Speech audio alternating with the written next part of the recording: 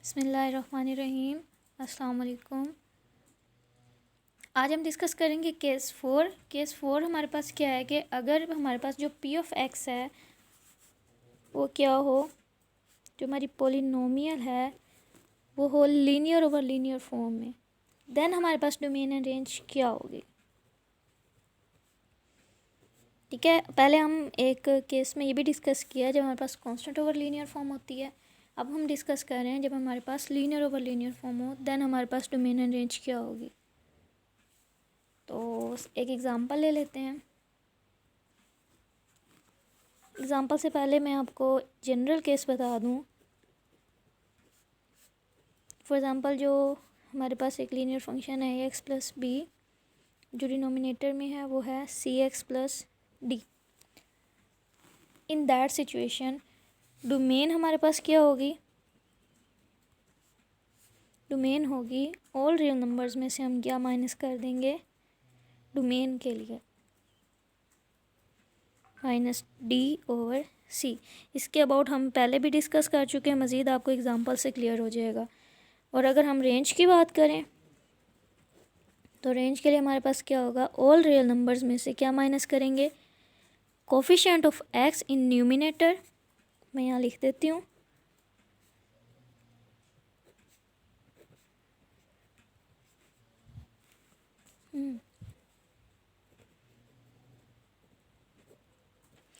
Divided by, sorry यहाँ तक divide होगा, coefficient of x in denominator. ये डिवाइड यहाँ से था और रियल नंबर्स में से हम क्या करेंगे, इसको माइनस करेंगे। मतलब ये हमारे पास हो क्या जाएगा, all real number minus numerator coefficient of x in numerator. ये हमारे पास क्या है, ए है, और कोफिशिएंट इन डिनोमिनेटर हमारे पास क्या है, सी है। तो ये हमारी क्या हो जाएगी, इसकी रेंज हो जाएगी। ठीक हो गया। अब कुछ एग्जांपल लेते हैं और इसको डिस्कस करते हैं, इंशाल्लाह मज़ीद ये क्लियर हो जाएगा। जी, एग्जांपल हम ले लेते हैं। फॉर एग्ज़ाम्पल हमारे पास कोई एफ ऑफ एक्स फंक्शन है, कुछ भी ले लेते हैं। ये भी हमारे पास एक लीनियर फंक्शन है और ये भी हमारे पास क्या है, एक लीनियर फंक्शन है, कोई सा भी लेना है। तो डोमेन में हमने क्या किया था कि डोमेन में हमने कहा था कि इस जो ये वाला नंबर है ये ज़ीरो नहीं होना चाहिए। मतलब जो 3x + 5 है, पहले मैं डोमेन को डिस्कस कर लेती हूँ। अच्छा, डोमेन में न्यूमिनेटर में हमारे पास क्या आ रहा है, हमें इससे कोई फ़र्क नहीं पड़ता है। अगर हमारे डोमेन में कोई इशू क्रिएट कर रहा होता है तो क्या होता है, डिनोमिनेटर वाली फॉर्म होती है।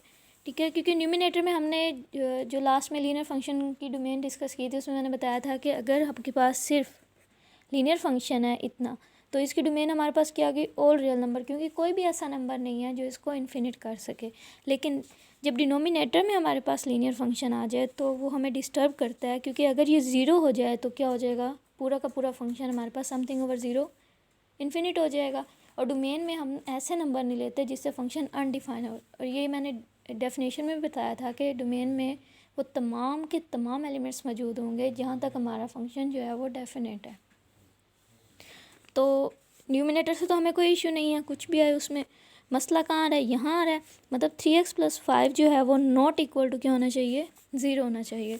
इट्स मीन के 3x जो है वो नॉट इक्वल टू होना चाहिए -5 and x is not equal to -5/3। अब हमारे पास डोमेन क्या हो जाएगी, डोमेन हमारे पास होगी ऑल रियल नंबर, इसमें से क्या माइनस कर देंगे, -5/3। और ये भी मैंने आपको बताया था इसको सेट की फॉर्म में लिखते हैं, क्योंकि हम इसको सिंपल नहीं लिख सकते हैं। सेट में से हमेशा सेट ही माइनस कर सकते हैं, इसलिए जो एलिमेंट डोमेन का पार्ट नहीं होगा उसको हम सेट की फॉर्म में लिखेंगे। अब बात कर लेते हैं रेंज की। ठीक है, एफ ऑफ एक्स क्या है हमारे पास, 5x + 3, 3x + 5। अभी लास्ट हमने देखा कि हमने क्या करना है, और इसकी रेंज क्या होगी हमारे पास,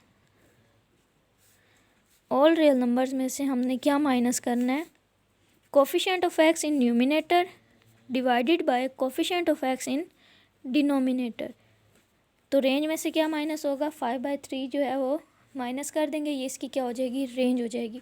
क्योंकि जब भी हम रेंज इसकी 5/3 रखेंगे तो वो हमारे पास कंट्राडिक्शन देगा।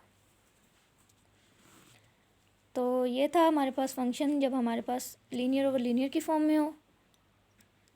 अब बात कर लेते हैं कांस्टेंट फंक्शन की। इसी के साथ ही हम डिस्कस कर लेते हैं व्हेन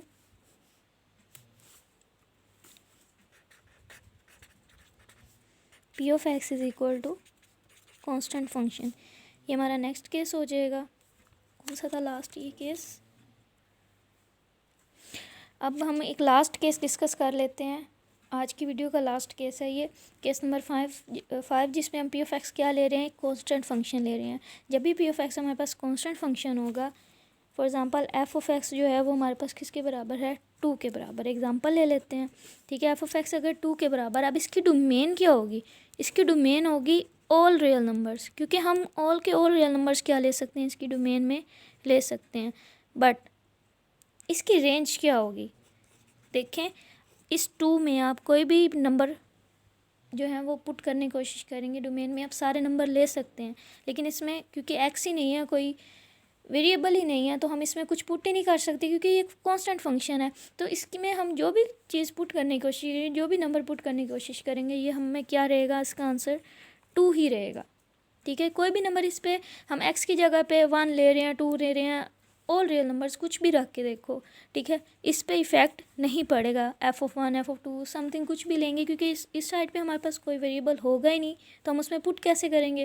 और जो कांस्टेंट है वो कभी चेंज नहीं होता है, तो इसकी रेंज ऑलवेज़ क्या आएगी, हमारे पास वही नंबर रहेगा, ठीक है। इसका क्या मतलब है, हमें यहाँ से एक रिज़ल्ट मिल जाता है कि जो रेंज ऑफ कांस्टेंट फंक्शन होती है वो क्या होती है, फिक्स्ड होती है। यहाँ पे हम क्या लिख सकते हैं कि ये हमेशा क्या होगी, एक फिक्स्ड वैल्यू होगी। तो ये थी आज की हमारी वीडियो। आई होप आपको समझ आया होगा। अगर आपको कोई भी क्वेश्चन करना है या कुछ भी नहीं समझ आया तो आप मेरे से पूछ सकते हैं, ठीक है। तब तक के लिए इजाज़त दें। अल्लाह हाफिज़, टेक केयर।